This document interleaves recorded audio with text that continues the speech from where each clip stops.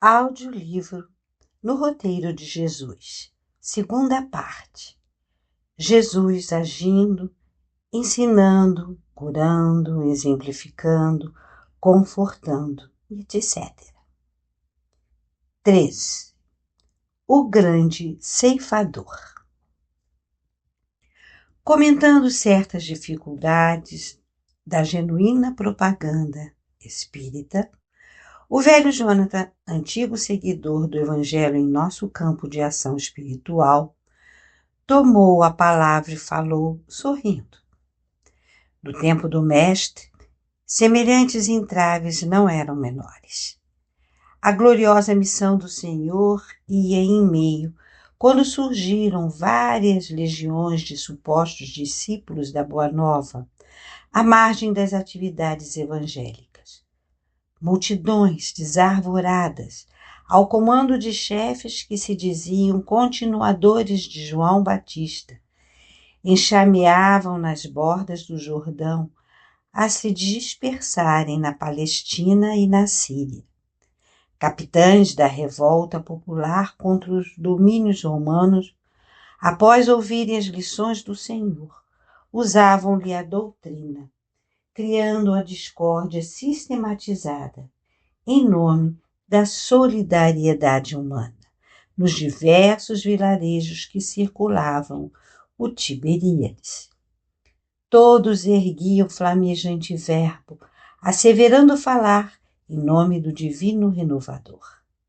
Jesus, o Messias Nazareno, achava-se entre os homens, investido da autoridade indispensável à formação de um novo reino. Destruiria os potentados estrangeiros e aniquilaria os ditadores do poder. Discursos preciosos faziam-se ouvir nos cenáculos do povo e nos quadros rústicos da natureza, exaltando a boa vontade e a comunhão das almas, o devotamento e a tolerância entre as criaturas. Milhares de ouvintes escutavam, elevados às pregações estáticos e felizes, qual se já respirassem num mundo novo. Contudo, no turbilhão dos conceitos vibrantes e nobres, alinhava-se aqueles que, arrecadando dinheiro para socorro às viúvas e aos órfãos, olvidavam-nos deliberadamente para enriquecerem a própria bolsa. E apareciam os oportunistas que, incumbindo da doutrinação referente à fraternidade, utilizavam-se da frase primorosa e bem feita para a realização das mais baixas manobras políticas. Foi por isso que, em certo crepúsculo, quando a multidão se congregava em torno do Mestre, junto às águas, para recolher-lhe a palavra consoladora e o ensino salutar, Simão Pedro, homem afeiçoado à rude franqueza, valendo-se da grande pausa que o eterno benfeitor imprimira à própria narrativa, quando expunha a parábola do semeador, interpelou diretamente indagando: Mestre, o que faremos dos que exploram a ideia do reino de Deus? Em muitos lugares, encontramos aqueles que formam grupos de serviço em nome da boa nova nascente, tumultuando corações em proveito próprio. Agitam a mente popular e formulam promessas que não podem cumprir. Em Betsaida, temos a falange de Berequias ben Zenon, que a dirige com entusiasmo dominante, apropriando-se-vos da mensagem sublime para solicitar as dracmas de pobres pescadores, alegando destiná-las aos doentes e às viúvas.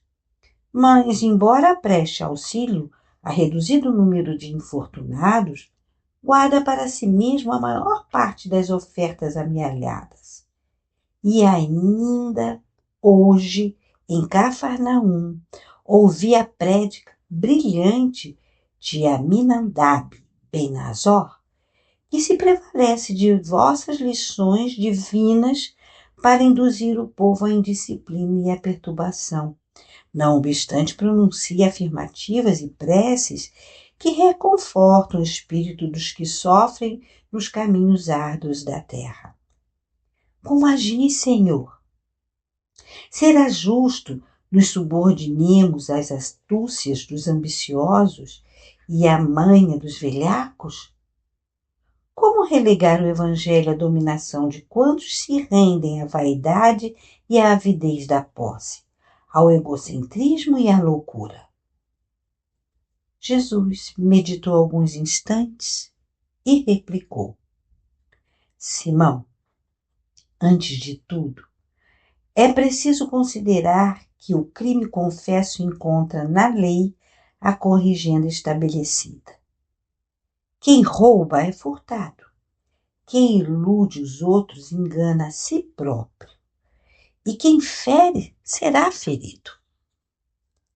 Mas, Senhor, tornou o apóstolo, no processo, em exame, creio que seja necessário ponderar que os males decorrentes da falsa propaganda são incomensuráveis.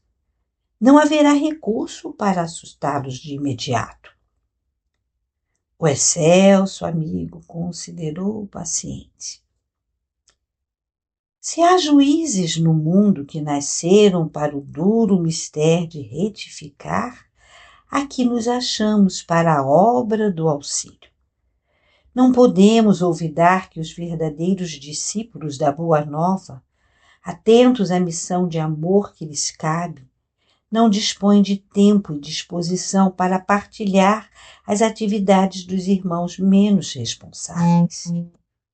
Além disso, baseando-me em sua própria palavra, não estamos diante de companheiros totalmente esquecidos da caridade. Disseste que Berequias ben Zenon pelo menos ampara alguns infelizes que cercam a estrada e que Aminadab ben Azor, no seio das palavras insensatas que pronuncia, encaixa ensinamentos e orações de valia para os necessitados de luz. E se formos sopesar as esperanças e possibilidades, os anseios e as virtudes dos milhares de amigos provisórios que os acompanham, como justificar qualquer sentença condenatória de nossa parte? O apontamento judicioso ficou no ar. E como ninguém respondesse, Jesus espraiou o olhar no horizonte longínquo, como quem apelava para o futuro, e ditou a palavra do joio e do trigo, que consta do capítulo 13 das anotações de Mateus. O reino dos céus é semelhante ao homem que semeia boa semente em seu campo. Mas ao dormir, eis que veio o inimigo e semeou o joio no meio do trigo, retirando-se após. Quando a erva cresceu e frutificou, apareceu também o joio. E os servos desse pai de família, indo ter com ele, disseram-lhe: Senhor, não semeaste no campo a boa semente? Por que a intromissão do joio? E ele lhes disse: Um adversário é quem fez isso. E os servos acentuaram: Queres, pois, que o arranquemos? Respondeu-lhe, porém, o Senhor: Isso não, para que não aconteça extirpemos o joio, sacrificando o trigo. Deixemo-los crescer juntos até a ceifa. Nessa ocasião direi aos trabalhadores: Colhei primeiramente o joio, para que seja queimado, e ajuntai o trigo no meu celeiro. Calou-se o Cristo, pensativo. Todavia, Simão, insatisfeito, volveu a perguntar: Mas, Senhor, Em nosso caso, quem encolherá a verdade, separando-a da mentira? O mestre sorriu de novo e respondeu: Pedro, o tempo é o grande ceifador. Esperemos por ele, cumprindo o dever que nos compete. A vida e a justiça pertencem ao Pai, e o Pai decidirá quanto aos assuntos da vida e da justiça. E porque ninguém lhe opusesse embargo à lição, calou-se o mestre para demandar, em seguida, outros ensinos. Silenciou o velho Jonathan, e o nosso turno, e a nosso turno, com material suficiente para estudo, separamo-nos todos para concluir e meditar. Mensagem extraída do livro Cartas e Crônicas, capítulo 34.